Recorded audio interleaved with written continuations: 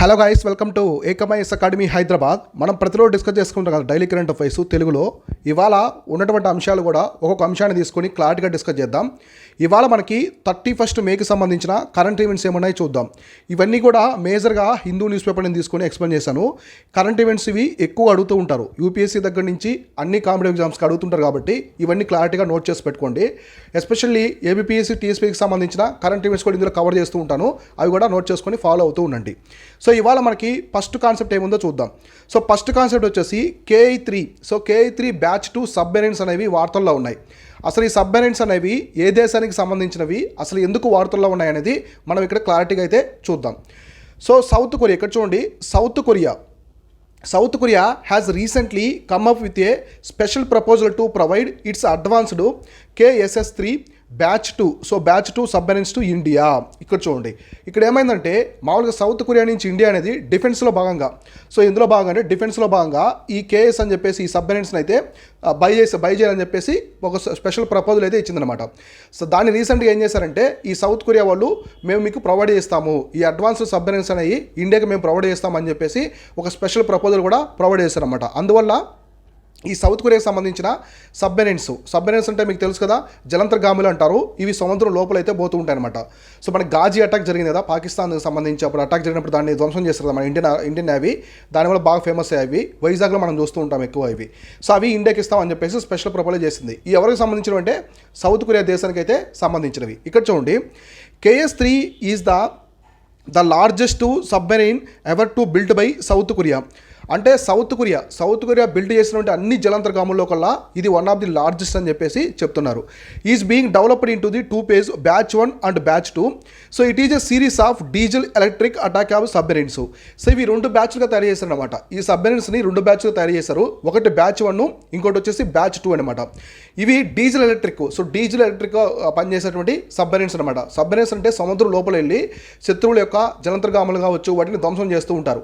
టోర్పిడోస్ కూడా వీటి ద్వారానే లాంచ్ చేస్తూ ఉంటారు అనమాట. మనకి మెసేజ్ ఎలా లాంచ్ చేస్తారో క్షిపణులు వాటి ద్వారా, వీటి ద్వారా ఈ టోర్పిడోలు కూడా లాంచ్ చేస్తూ ఉంటారు. ఇది గుర్తుపెట్టుకోండి. తర్వాత it is jointly developed by the Daewoo. So Daewoo ship building and marine engineering అది కంపెనీ. తర్వాత హోండాయ్. సో హోండాయ్ తెలుసు కదా, హోండాయ్ హెవీ ఇండస్ట్రీస్, వీళ్ళిద్దరూ కలిసి అనమాట. DSME అలానే హోండాయ్ హెవీ ఇండస్ట్రీస్ వీళ్ళిద్దరూ కలిసి దీన్ని డెవలప్ చేశారు. దీన్ని జాయింట్గా డెవలప్ చేశారు అనమాట. వీళ్ళిద్దరు కలిసి జాయింట్ కొలాబరేషన్తో ఈ KS అని చెప్పేసి 3 అని చెప్పేసి సబ్మెరైన్స్ అయితే డెవలప్ చేశారు. ఇవి 2 పేజ్లో డెవలప్ చేస్తారన్నమాట. ఒకటి బ్యాచ్ 1, బ్యాచ్ 2 డెవలప్ చేశారు. ఇప్పుడు వీటిని అయితే ఇండియాకి తీసుకొస్తున్నమాట. మన ఇండియా వాళ్ళు వాటిని బై చేస్తున్నారు సౌత్ కొరియా నుంచి. సో ఇవైతే గుర్తుపెట్టుకోండి. సో మన ఇండియాలో చాలా ఉన్నాయి సబ్మెరైన్స్, INS హరియంత్ కావచ్చు, ఇట్లా చాలా రకాలుగా ఉన్నాయి. అవన్నీ కూడా ఏమి ఉన్నాయో క్లారిటీగా గుర్తుపెట్టుకుని నోట్ చేసుకోండి. డిఫెన్స్ అంటే సైన్స్ అండ్ టెక్నాలజీ పరంగా ఇలాంటి కాన్సెప్ట్స్ అయితే ఎక్కువగా అడుగుతూ ఉంటారు.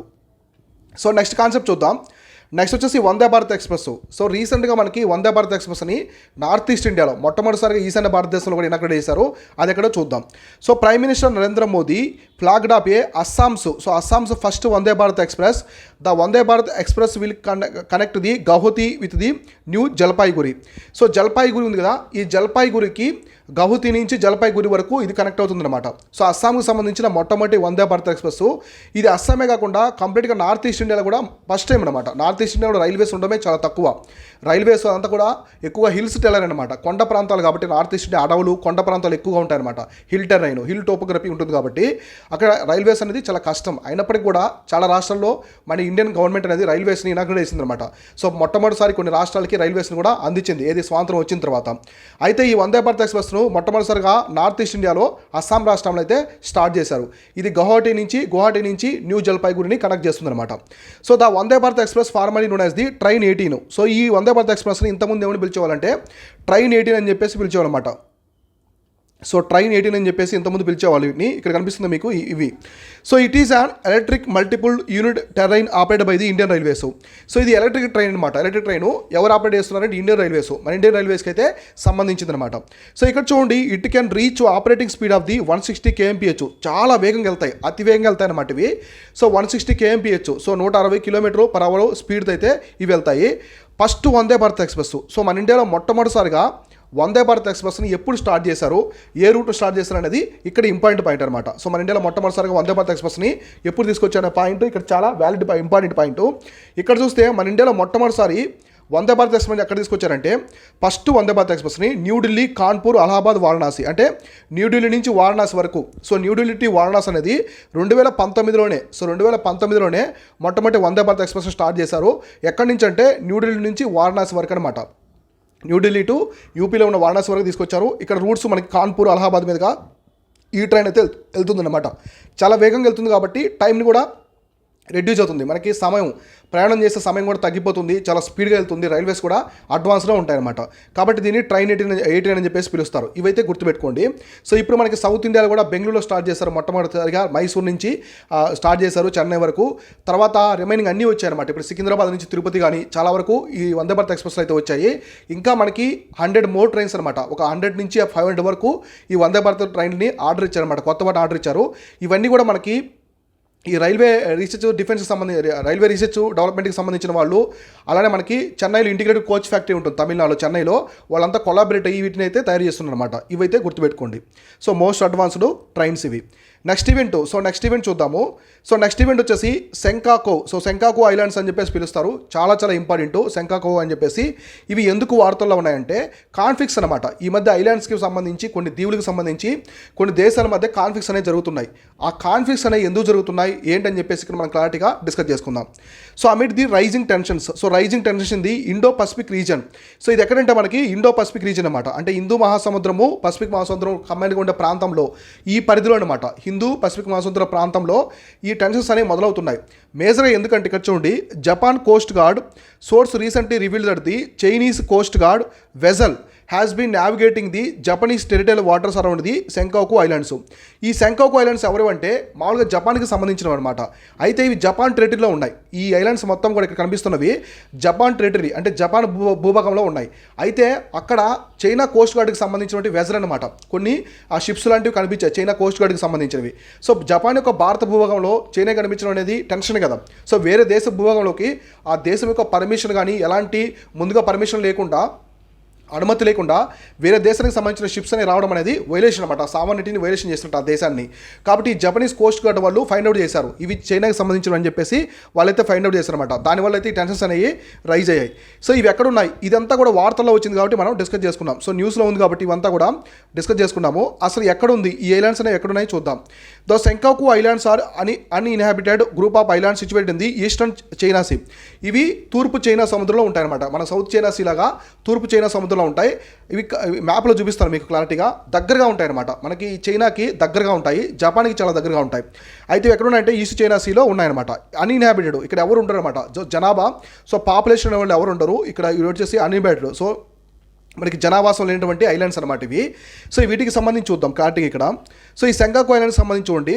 So it approximately 90 nautical miles north of the Yaeyama islands of the in Japanese Okinawa. So Okinawa prefecture.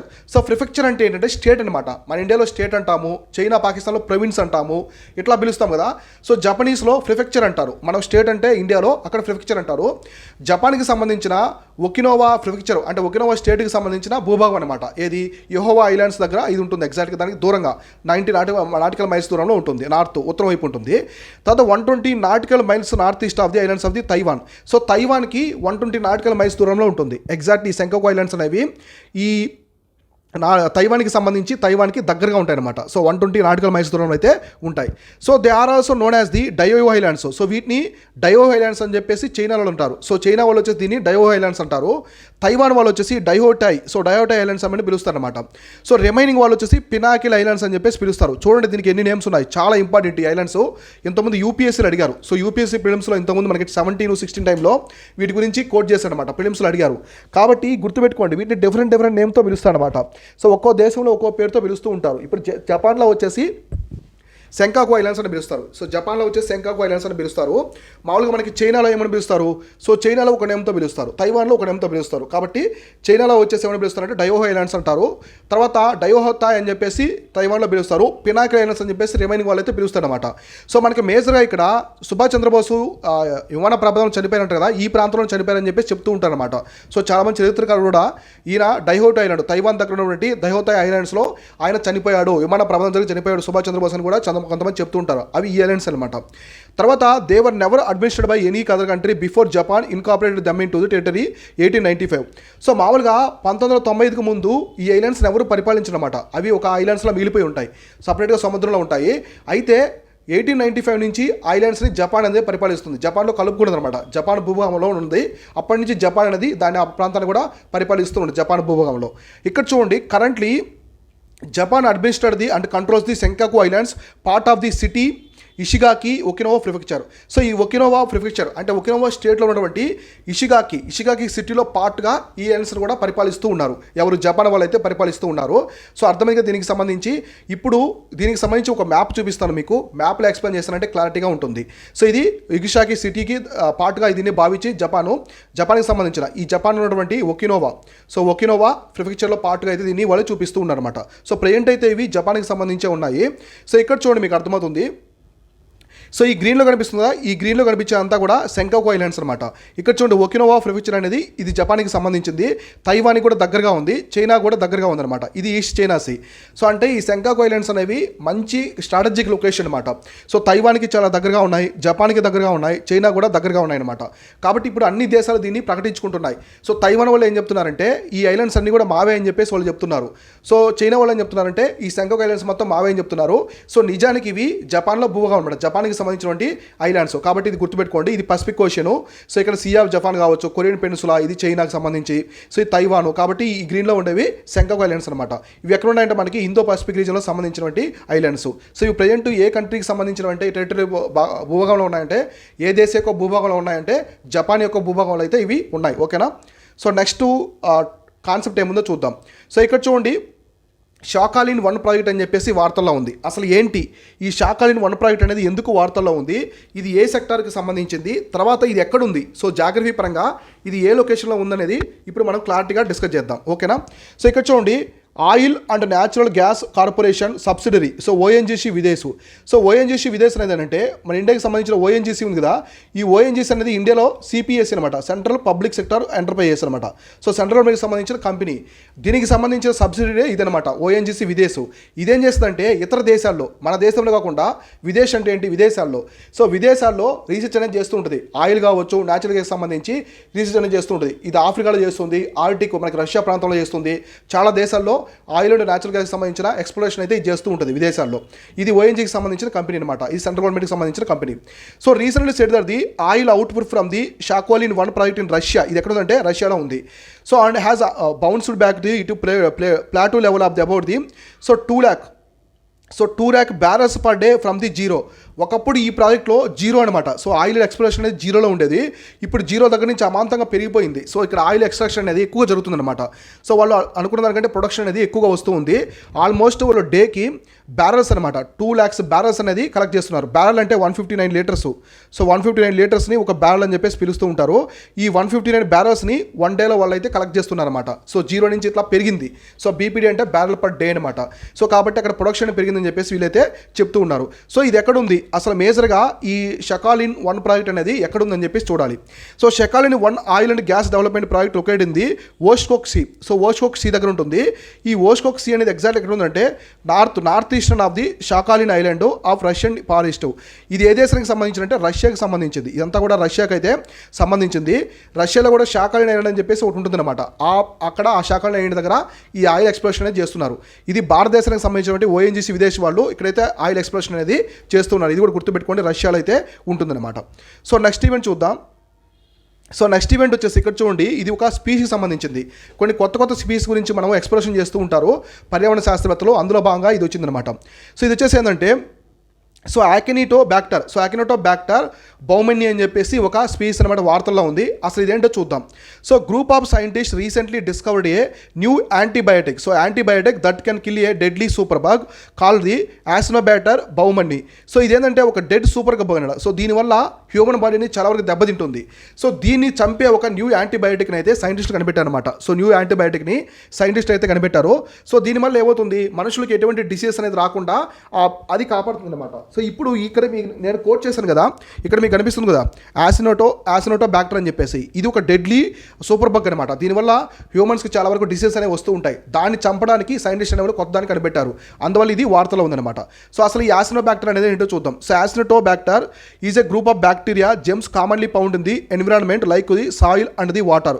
So ఈ యాసినోటోబ్యాక్టర్ అనేది మేజర్గా ఒక బ్యాక్టీరియా అనమాట. ఒక జెమ్స్ అంటారు కదా బ్యాక్టీరియా, ఇది మామూలుగా మనకి మట్టిలో ఉంటుంది, సో సాయిల్స్లో ఉంటుంది, అలానే వాటర్లో కూడా ఉంటుంది అనమాట. సో సాయిల్ వాటర్లో ఉంటుంది కాబట్టి ఇది ఇక్కడైతే లివింగ్ అనమాట, అక్కడ ఉంటుంది. అయితే it can cause the infections in the blood, urinary tract and lungs, pneumonia or wounds in the other parts of the body. So ఈ యాసినోటోబ్యాక్టర్ అనేది ఒక బ్యాక్టీరియా, దీనివల్ల మానవులకి చాలా ఇన్ఫెక్షన్ అవుతుంది అనమాట. ఎక్కడికి ఇన్ఫెక్షన్ అవుతుందంటే మేజర్గా బ్లడ్, రక్తంలో ఇన్ఫెక్షన్ అవుతుంది, తర్వాత యూరినరీ ట్రాక్ట్, సో యూరిన్ ఉంది కదా, యూరిన్ ఒక ద్వారంలో కూడా ఇన్ఫెక్షన్ అవుతుంది, తర్వాత లంగ్స్ అనమాట. సో ఊపిరితిత్తుల్లో కూడా దీని ఒక ఇన్ఫెక్షన్ అవ్వడం వల్ల న్యూమోనియా కూడా వస్తుంది. తర్వాత వుండ్స్, గాయాలు ఉంటాయి కదా, మన మనుషులకి చర్మం మీద గాయాలు ఉంటాయి కదా, సో వాటి మీద బాడీలో ఉండే గాయాల మీద కూడా ఇన్ఫెక్షన్ అయితే అవుతుంది అనమాట. సో దీనివల్ల దీనివల్ల ఇన్ఫెక్షన్స్ అనేవి బాడీలో ఎక్కువ అవుతాయి. సో ఇప్పుడు సైంటిస్ట్ ఏం చేశారంటే దీన్ని చంపడానికి ఒక యాంటీబయాటిక్ని అయితే తయారు చేశారనమాట. సో దానివల్ల ఏమవుతుంది, ఈ యాసినోటోబ్యాక్టర్ బహుమణి దాన్ని చంపేస్తుంది అనమాట. సో అందువల్ల ఇది వార్తల్లో ఉంది. మేజర్ యాసినోటోబ్యాక్టర్ అనేది ఏంటంటే బహుమణి అనేది ఒక బ్యాక్టీరియా. సో మీకు రేపు ఎగ్జామ్ అడిగితే ఇది ఒక బ్యాక్టీరియా అనమాట. సో అక్కడ అడుగుతారు ఇదేంటి కొత్త న్యూ ప్లాంట్ స్పీసా, లేదా డిఫెన్స్ పరంగా ఇంపార్టెంటా, సైన్స్ అండ్ టెక్నాలజీ పరంగా మిషనా, లేకుంటే బ్యాక్టీరియా అడుగుతారు. కాబట్టి ఇది వచ్చేసి వన్ టైప్ ఆఫ్ బ్యాక్టీరియా అనమాట. ఇది గుర్తుపెట్టుకోండి. సో నెక్స్ట్ ఈవెంట్ చూద్దాం. సో ఇవి వచ్చేసి ఇవాళ కరెంట్ ఈవెంట్స్ ఇవాళ తక్కువ ఉన్నాయి. మామూలుగా మనకి ఇవన్నీ కూడా కరెంట్ ఈవెంట్స్ అన్నీ కూడా హిందూ న్యూస్ పేపర్ నుంచి తీసుకొని మీకు ఎక్స్ప్లెయిన్ చేస్తూ ఉంటాను. ఇవన్నీ కూడా ఫాలో అవుతూ ఉండి ఎగ్జామినేషన్ పరంగా చాలా చాలా ఇంపార్టెంట్. ఇక్కడ నేను కాన్సెప్ట్స్ తీసుకొని ఫ్యాక్ట్స్ తీసుకొని రెండు క్లబ్ చేసి ఎక్స్ప్లెయిన్ చేస్తాను. ఎస్పెషల్లీ మేజర్గా మనము న్యూస్ పేపర్ని ఫోకస్ చేస్తాం కాబట్టి మీకు యూపీఎస్సీ దగ్గర నుంచి ఏబీపీఎస్సీ అన్ని ఎగ్జామ్స్కి మీకు చాలా వరకు కూడా ఇవైతే ఉపయోగపడతాయి. ఇది వచ్చేసి ఇవాళ క్లాసు. రేపటి నుండి కరెంట్ అఫైర్స్ టాపిక్స్ కూడా క్లారిటీగా ఎక్స్ప్లెయిన్ చేస్తాను. ప్రతిరోజు మీరు ఫాలో అవుతూ ఉండండి. Thank you all.